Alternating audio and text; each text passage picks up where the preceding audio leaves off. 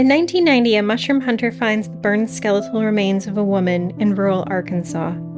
Due to the brutal treatment of these remains by her killer, she will become known as Bone Woman, and less often as Benton County Jane Doe. In 2022, Benton County authorities make a major announcement. Using investigative genetic genealogy, they were able to identify 3 unidentified individuals who had been murdered in their county, including Benton County Jane Doe. Her name is Donna Nelton, and her story is haunting. This is her story.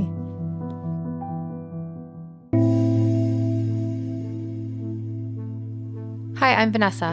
And I'm Amy. And you're listening to She Goes by Jane. At the end of this episode and every episode, we will be joined by a special guest who will read an original poem by Amy Baker about the women we're featuring. This week, we are joined by Devin Dalton.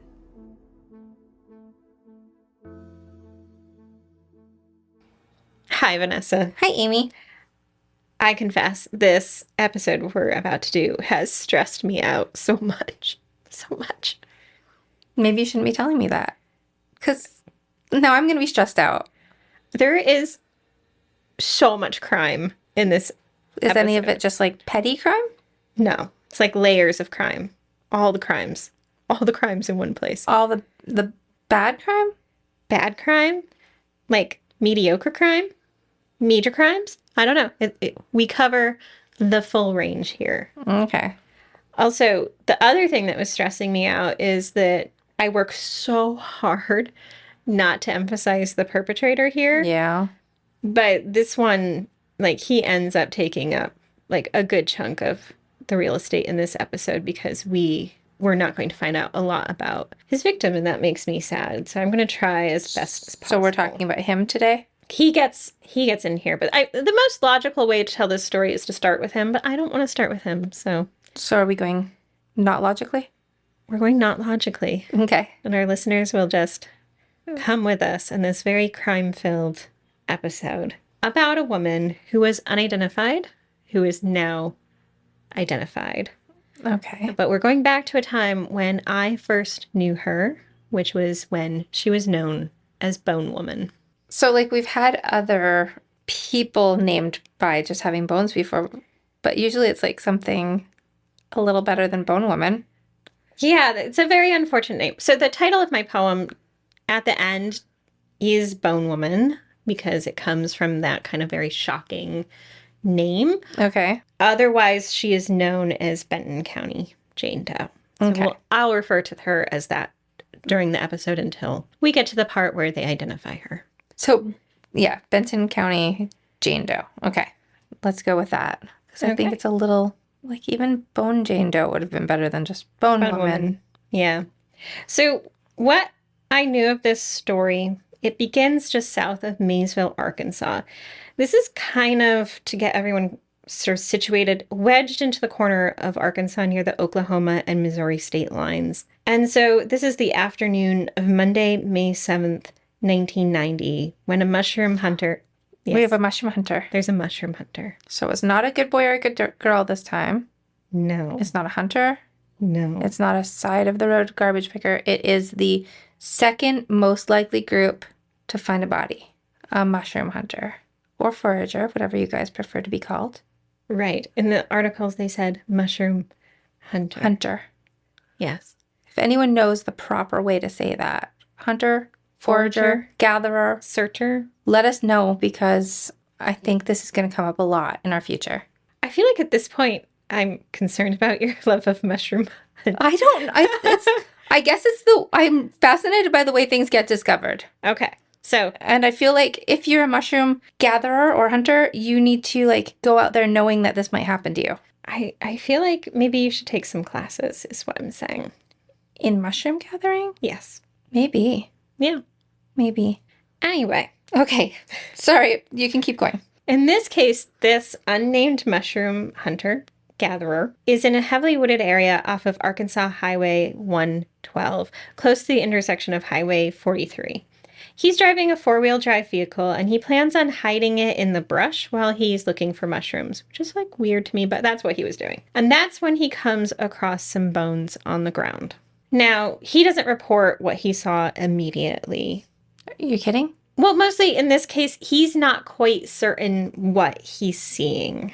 Like, they're bones, but he's not. They could be animal. They could be animal. He doesn't know. It's a shocking. But what he does is he goes home and consults a science book Oh, to okay. see what the difference between human and animal bones are. I don't blame him. I think I'd be kind of that guy that's like, you don't want to call the police and then have them come over and be like, it's a deer. Right. I mean, I feel like now you could. I'm willing to bet you could like take a photo and like Google image search and it would let you know. But back then it was like a science book. Yeah. Yeah. By that evening, he finally decides it would be best to call the Benton County Sheriff's Office. That's the county that they're in. When the sheriff's officers arrive on the scene, it's very clear that a crime has taken place. The bones the mushroom hunter had found were about 20 to 30 yards off of a dirt road and along a rutted trail. These remains, which were, it seems, just bone, were described as being neatly raked into a pile beneath a large elm tree. Have you ever come across another case where something was neatly raked before? No. Okay, It seems like this doesn't seem typical to me, but I didn't know if this was just because I'm not way into true crime. no, it seems like a lot was done to these remains after. So in this case, when they come across them, they are described as being neatly raked. This elm tree, as well as the bones, were described as being charred. In fact, the elm tree had burn marks up the east side of its trunk, about 3.5 feet up. Now, when it comes to crimes like this, there are a few questions, namely, who is the victim, what caused their death, and then, of course, who did this to them. As far as identification, there was no ID with the victim. In fact, due to the condition of the remains, they weren't clear in those first few moments what the sex of the victim was, but they did have one clue, which was it appeared there were some women's undergarments burned at the scene. When interviewed a few days later, the county coroner, Tommy Norwood, said that only about 65% of the individual's bones were recovered. Part of that 65% was a femur, and Norwood said that based on this, the individual was between 5'10" and 6 foot. That's tall. That is very tall. So again, this estimation is being based off of the femur. Other than the underwear and those initial height estimations, though, there didn't seem to be much information available immediately about who this person was. It seems weird that everything was done so neatly and everything else was burned, but the underwear wasn't. No, the underwear is like crispy tardy too, I think. It just wasn't like well. Yeah, it's identifiable Just as okay. Yeah, as women's underwear. There was, of course, the question of the cause of death. It was clear from the start that this was criminal in nature, of course. And indeed, during their search, they found buckshot pellets, as well as what appeared to be shotgun wadding beneath the individual's skull. In the first article about this, Sheriff Lee said of what they found, they, meaning the killers, put a bonfire on top of the body and burned it. Later reports would say that it seemed that after this, someone may have driven a vehicle over those remains to obscure them even more.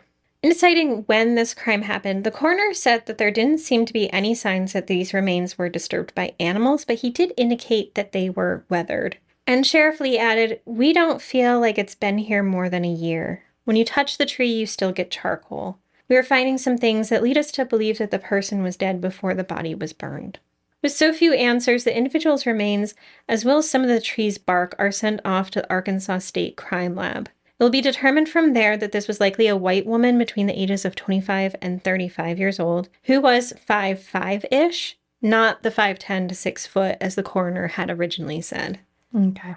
Later, a man will come forward to say that he saw a fire in the area in February, but assumed it was someone burning trash. This potential lead helped them determine that she was likely left in the area in 1990. In these initial days, few other leads are developed. Over the years, though, several theories and leads are followed in identifying this woman. First, she gets what I call her Doe name. She was sometimes referred to as Benton County Jane Doe, and again, more often than not, people are calling her Bone Woman due to the fragmentation and state of her remains. We're, again, sticking with Benton County Jane Doe. Yeah. Now, there has long been talk of a serial killer in this area of the United States. And interestingly, there was a 1991 article from the Springfield News Leader that came up when searching information on this woman. This is somewhat of an aside, really, but it caught my attention. In this article, they cite 4 cases in the corner of Missouri and Arkansas. The 1987 disappearance and murder of Deborah Sue Lewis, who was 31 and kidnapped from her car near Springfield, Missouri.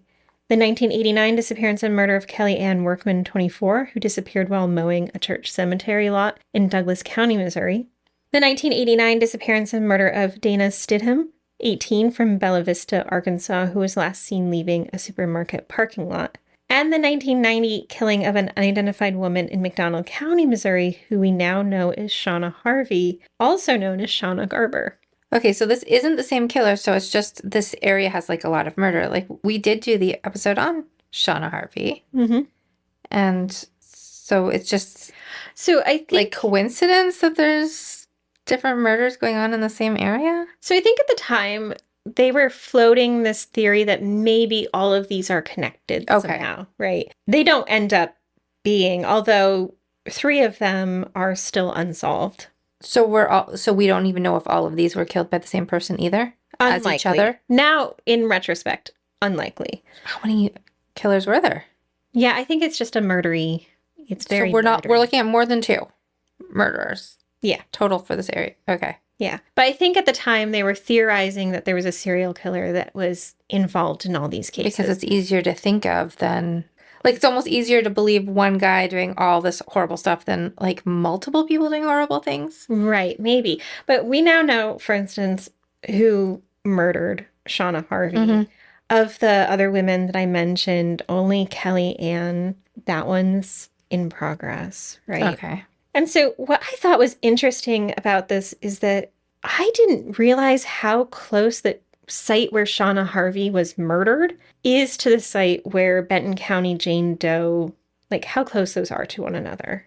They're about just 20 miles away from each other, and they were found just a few months apart. So it's really interesting to me that this Jane Doe wasn't included in the article, even though the reporters said they interviewed hundreds of sheriffs and police officers about their unsolved crimes and about how there wasn't enough collaboration between investigative agencies to solve murders and unidentified persons. So, like, why wasn't she included in this? Right, and they're 20 miles apart the same year. Yeah. Yeah.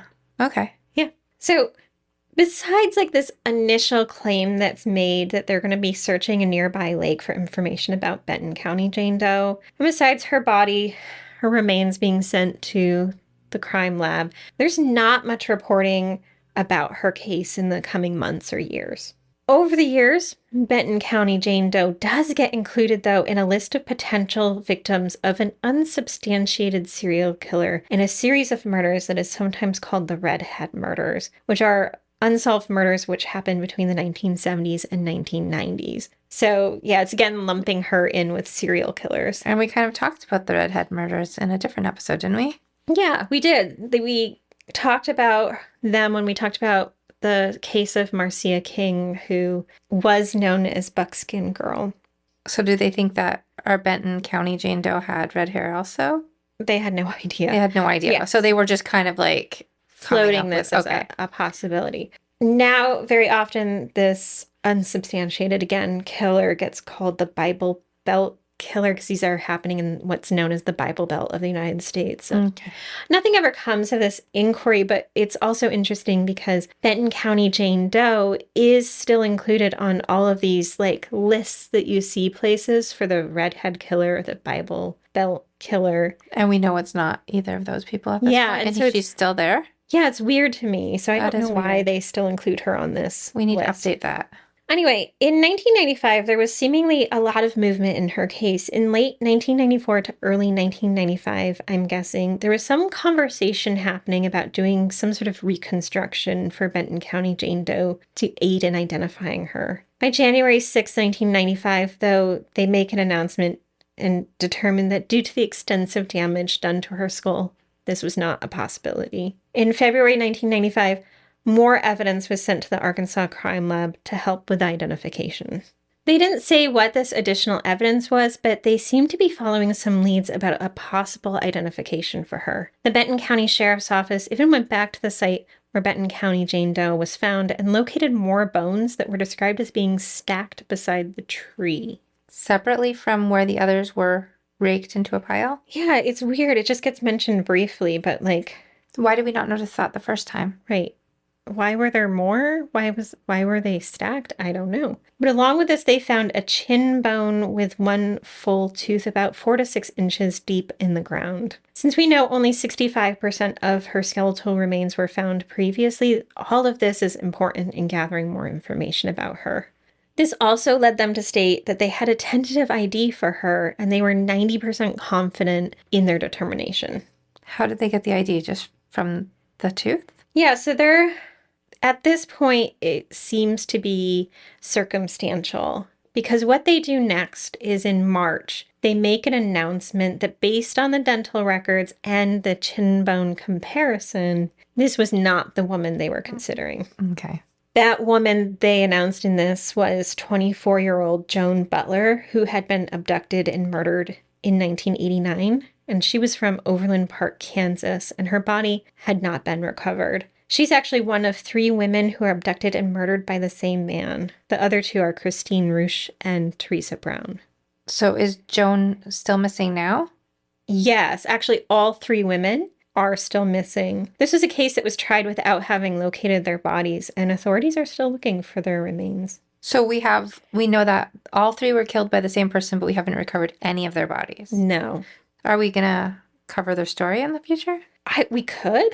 Would we cover them separately or together? Like, how would you do that? Yeah, so I got a little curious about their case just because I was like, I've not heard of Joan Butler and I wanted to know a little bit more about her. It would make the most sense if we did do an episode to do like a 1 episode because they happened in really quick succession from one another. And actually 2 of them were roommates.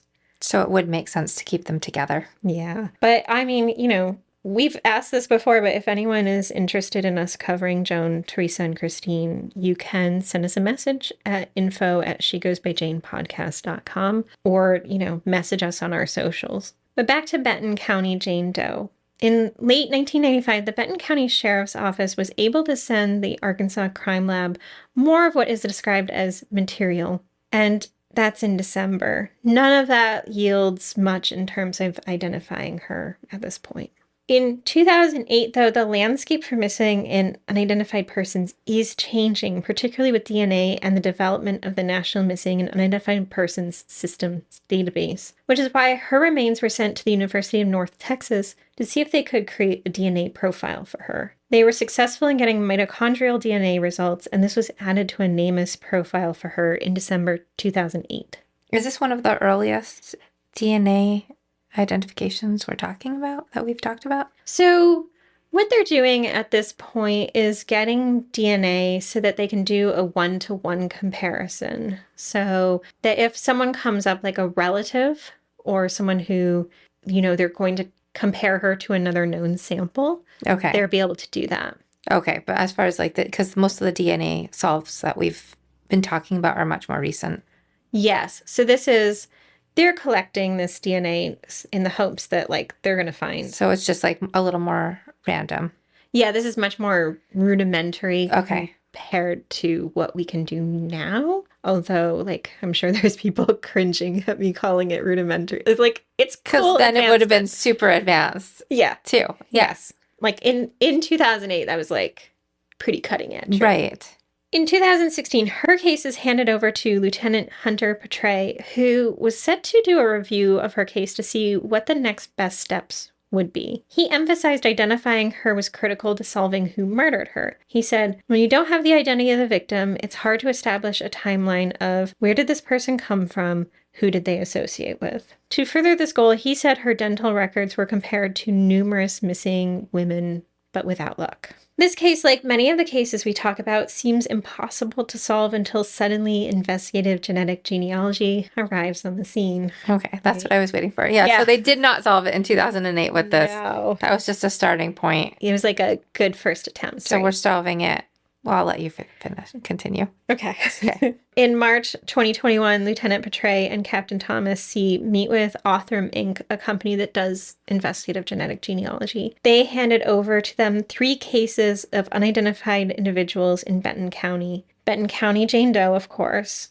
The next was Lake Man, who was found floating in a sleeping bag in Beaver Lake in 1996. The third was John Doe, who was found in the woods near Garfield in 1981. He'd been shot to death. The cost of these 3 cases was $15,758. I've always been curious about how much the overall cost ends up being. And it was paid by the Benton County Prosecuting Attorney's Office. On October 25th, 2022, a press conference was held to announce the identification of all 3 individuals. Lake Man was 31-year-old John Douglas Rollins Jr., who had been missing since 1995. John Doe was Fred James, or Jamie Grow, who was from Colorado, but was missing out of Fayetteville. He was last seen offering a ride to 2 women. And the third, Benton County Jane Doe, also known as Bone Woman, was 28-year-old Donna Nelton. She had finally been given her name back. So that's interesting with because we're always covering cases of women being killed primarily by men. Mm-hmm. Was Fred James Grow killed by the 2 women he gave the ride to? Do we know that? We don't. So they were actually 2 women from local culty commune type places. Their names have not been released at the time of this episode because I think they are under consideration for something. That's kind of interesting to me, Or at least are witness to or know something. So they've not been named. Okay. We'll be back in a moment.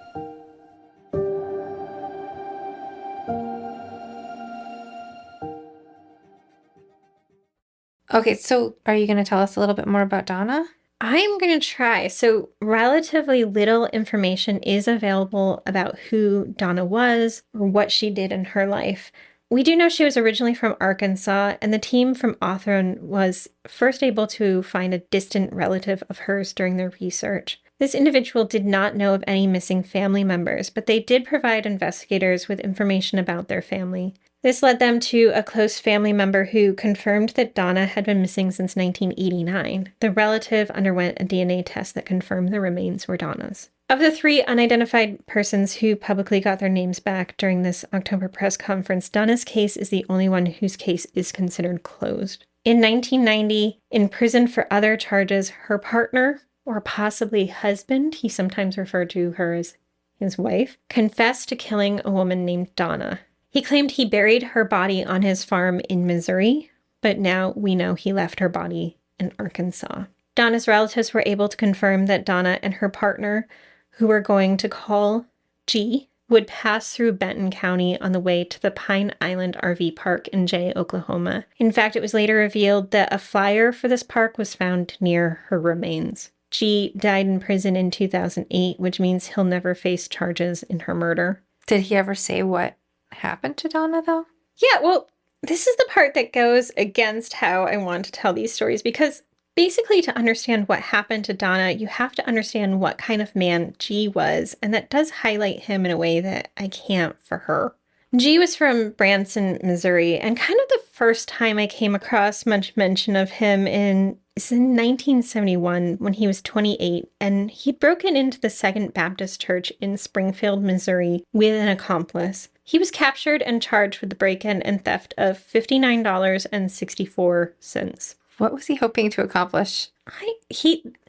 This man, I think never met a crime that he wasn't interested in committing, right? And this seems really minor on the grand scheme of things, like this $59.64, but he had one major problem, and that's that he was on parole from a federal bank robbery conviction for a bank robbery he'd committed in Arkansas. So back to federal prison he goes. Why would you do that? Yeah. Okay. Well, it might make more sense as we're going Just doesn't seem here. Like if you're already in trouble, why $59? Yeah. Okay. So he doesn't stay in federal prison long, because in 1973, he's arrested again. This time, he's committed a robbery in which he robbed a doctor's home, and during the course of it, tied up the doctor's wife, their maid, and some others in the house. During the investigation into this, investigators recovered jewelry and discovered some weapons, including a sawed-off shotgun and a pistol with a silencer. In December of 1974, he pled not guilty to 2 violations of federal gun laws, which included concealing and storing 2 partially full cases of dynamite and having an unregistered silencer. So I'm guessing at some point in there, they also discovered the dynamite. The dynamite. Okay. Yeah. Just like not something I've thought of people casually having. They're just 2 partially full cases. Right. And by 1975, he was sentenced to 10 years for 2 different charges, the unregistered firearm and the storing of stolen explosives. So apparently he stole explosives. He was sent to federal prison in Leavenworth, where he met a guy named S. S, to be clear, isn't involved in Donna's death, but I really don't feel like emphasizing his name today. Is he not a great guy either? No. So because G and S get out of federal prison in November of 1978, so for keeping track, that's about 3 years worth of what was served of G's sentence. And basically these 2 go to Utah, where they go on what I'm going to call a Christmas weekend rampage. During this, they commit a robbery where they hold a family hostage, and this is followed by 2 other robberies where they also hold 2 more families hostage. During one of these, the 2 are cornered in Davis County, Utah, and surrounded by members of the sheriff's office and the Utah Highway Patrol. So these guys are just, like, they think they're in the Wild West. Pretty much, because a gun battle ensues. Oh my gosh, okay. And the deputy sheriff and a Utah highway patrolman are wounded during this. And at some point, and I'm really not sure what point of this rampage, a helicopter is shot down. I feel like you're just making up stuff now. This is like so wild. Like I was just like, I am so stressed. It's so chaotic. It's so chaotic. So on December 24th, S is captured, but G, cockroach that he is, gets away on foot and makes his way back to Kansas City. And this is where we're going to get into a little bit of a mystery that I would love more information on. So if you have details, please message us. It falls outside of our focus on missing and unidentified women, but I'm still curious if there's anything we can do to highlight this next part of the story more. Well, now I'm curious. We just went into like a movie. Yes. Don't worry, there's more shootouts to come. Oh, shoot him up. Yeah, so once he's in Kansas City, G connects with a man that he knows from federal prison named Michael Walker. Michael is a 39-year-old man who is living with his 20-year-old girlfriend, Lisa Holmes. Michael was a counterfeiter who had been addicted to heroin but was trying to quit and was using methadone provided by a clinic. To support himself and Lisa, it's believed that Michael was boosting goods and working as what's called a professional shoplifter. Is that a thing? Yeah, so instead of like shoplifting for like personal goods, right, he specifically was shoplifting with the intent to sell.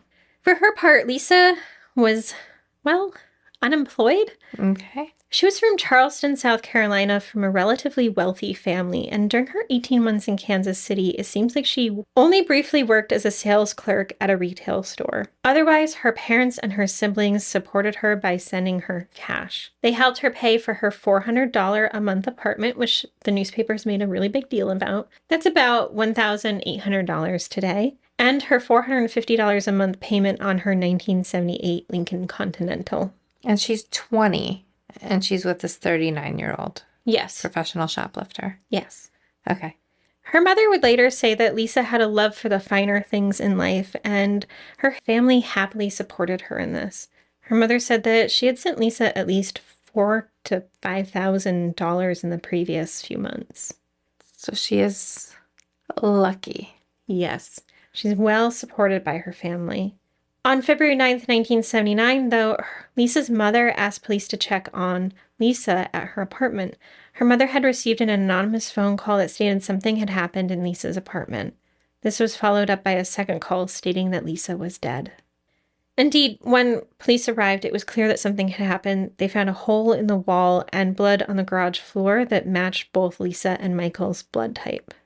Michael's body was found on February 27th inside his car, which was parked at an apartment complex 6 miles from where he lived with Lisa. His jaw had been broken and he'd been shot in the head.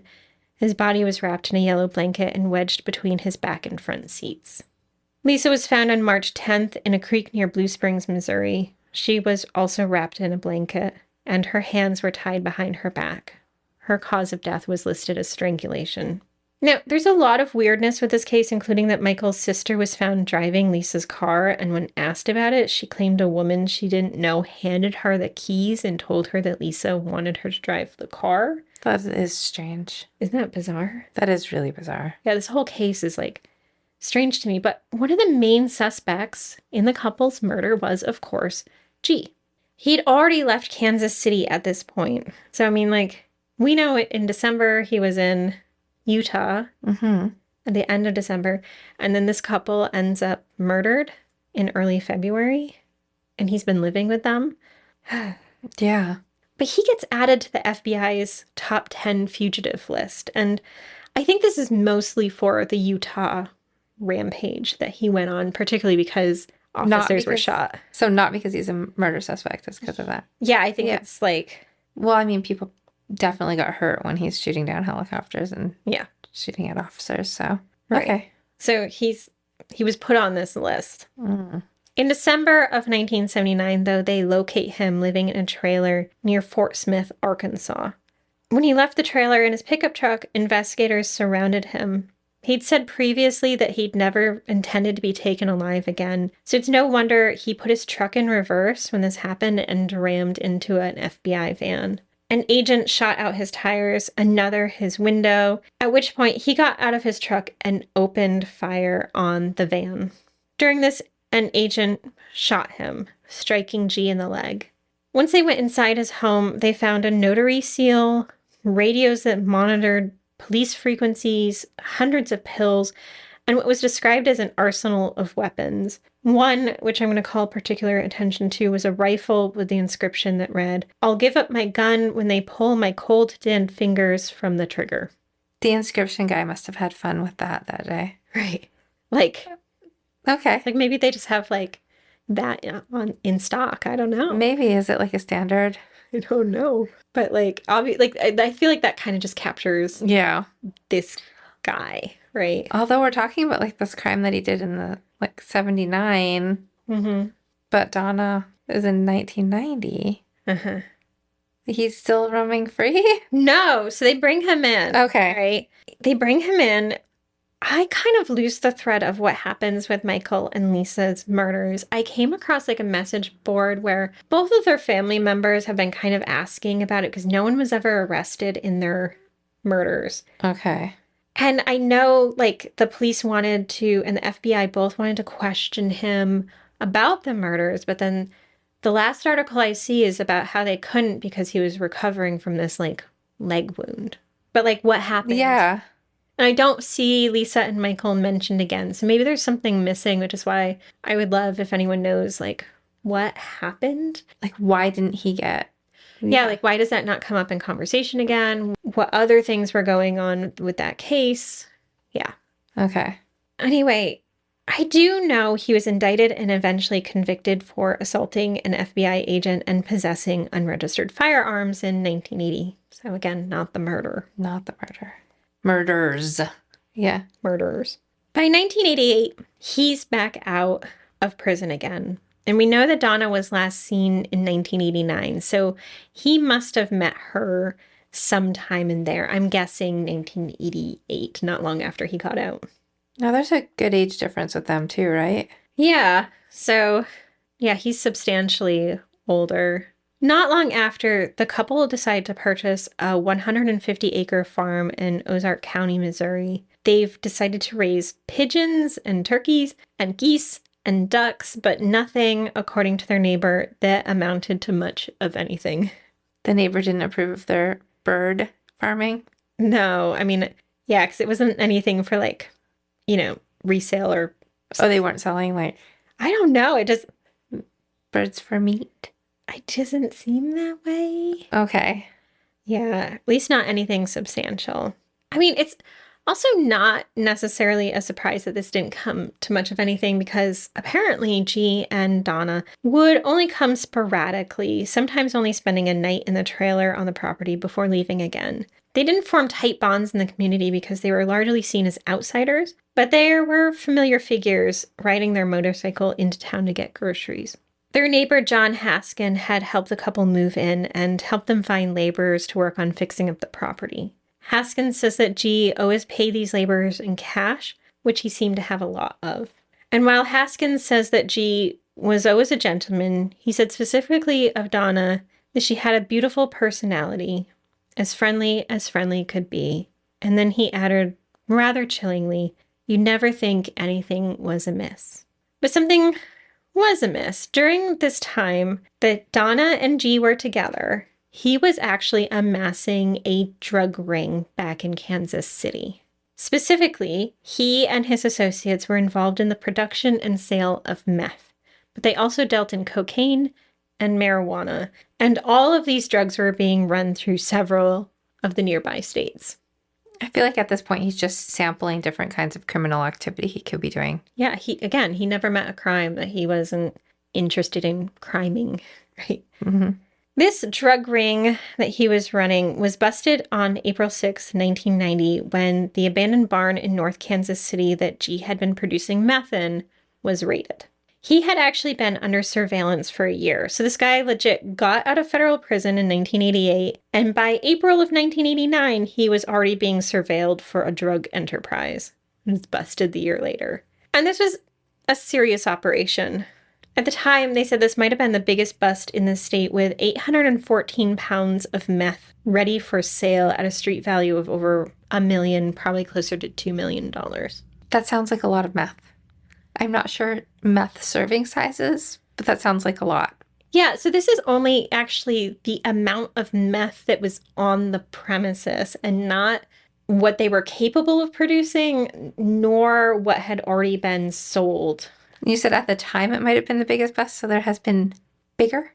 Well, so I was like, how much, like my Google search are always ridiculous. So it was like, how big of a drug bust happened in like I'm trying to figure it out. And it's like, most of the recent articles were like 100 pounds of meth. Okay, so it's like 800 pounds is like a substantial a lot. Okay. Yeah. Yeah. And then like sometimes they like put their meth in like kilo measurements. And so I was like, how many kilos? Like, it's just a lot of meth. That's so much. And please no one look at my Google searches and see why you're measuring meth. Right. Why am I measuring meth? While awaiting trial, G did speak to another inmate about his crimes, because apparently he also liked to talk about his criminalness. In this conversation, he claims to have killed a woman named Donna and buried her on his farm in Missouri. He says the two got into an argument about his drug dealings and his jewelry thefts. Specifically, this was an argument about 1 kilo of cocaine, so it's unclear if Donna was aware of the extent of his drug enterprise. She threatened to tell his probation officer, and that's when he shot her with his .38 caliber revolver. It's funny that he says he buried her when she wasn't found buried. Yeah, so I was thinking this over, and there's this thing that you can do where it's like, essentially you can tell someone like a bunch of truths, and then you give them like one lie, and then if that like lie appears later, like someone believes that or says that about you later, like you know who. So he would know that, like, if he hears this rumor that he killed and buried someone, it came from this dude at prison.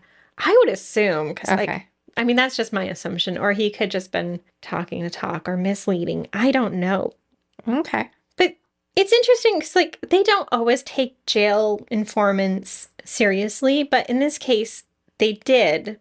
Because they did know that in October, before the bust on the meth lab, agents had seen G and one of his associates dumping garbage bags into a dumpster. And inside they had found personal effects belonging to Donna. Yeah. And they weren't suspicious then about any wrongdoing? I don't know if they were aware of Donna's existence. And also, I feel like they were really hyper-focused on the serious amount of meth they just found? Well, you know, at this point, he'd probably been under surveillance for a couple months, and they were hoping to, like, build a case against him. And I think, like, that was kind of their overwhelming drive. So they were, he was under surveillance. They didn't notice that he had a girlfriend. And I don't know. It's so weird. Recovered, but she's not around. Clearly, in the progression of this, Donna is not really taken seriously as someone who needs, like, care, support, investigation, etc. She's just kind of overlooked at this point. Yes. Okay. And she will continue to be, because the primary drive here is not anything for her benefit. Okay. So they decide, though, that this informant also was correct because he provided them confirmation via information they already knew, that, like, say, G had a stun gun on him when he was arrested, or the location of a storage locker that G had, or that G owned a drug-sniffing dog. Wait a minute. The criminal owns a drug-sniffing dog? Yeah. How did that happen? Did he adopt it specifically because it was a drug sniffer, or did he just happen to adopt, like, a retired drug sniffer? No. So he specifically went out to get this dog. This dog was a Labrador named Alex. Oh. He was trained by a man in Wisconsin, Wauwatosa, no less, which is actually, we covered Nahida Khatib's case from there. Completely unrelated. The dog's trainer said that he was contacted by a man who wanted to purchase a dog for a business associate who owned a factory in Texas and wanted this dog to be able to search for drugs in employees' cars in the factory parking lot. This was all a fabrication because in reality, G ended up being the purchaser of Alex. The intent was to use Alex to locate drugs that other dealers were selling in the area and essentially then steal those drugs from them. That's a big plan. It's a very elaborate plan. It's a very weird, elaborate plan. Yeah. Like if there was like a drug episode of Scooby-Doo, this is what would be happening. Yeah, I was also like, what happened to Alex? What did happen to Alex? I'm not sure ultimately what happens to Alex, but I do know, like, basically during the raid and ensuing stuff, like, one of G's associates essentially made off with Alex. So he didn't get seized by the police and became a police dog? No. No happily ever after for Alex? I don't know what happened to Alex, but I mean, it doesn't sound so great. I mean, they needed Alex for their plan, so that's positive for him. Yeah. With all this information that they're gathering, though, putting Alex aside, they are able to find Donna's car, which was in a storage unit, and began their search of the farm in December 1990. They obtained a warrant for the property and began on a Monday, and they brought in cadaver dogs, 24 FBI agents, and basically searched the entirety of the farm. This wasn't easy given the terrain had steep bridges and rocky wooded areas, as well as ponds and creek beds. Brian Carroll, a Kansas City FBI assistant special agent in charge of the search, said, "We're pretty confident the body is here," which I would like to call attention to, like, the way the body. The body. Yeah.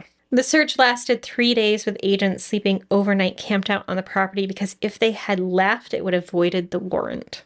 By Wednesday evening, though, they ended their search without finding her. Special Agent Carroll said, "We kind of have an obligation to find her." Kind of? Kind of. They did end up searching other properties that G had access to, and they made statements that they planned to search the farm again, but they never found Donna.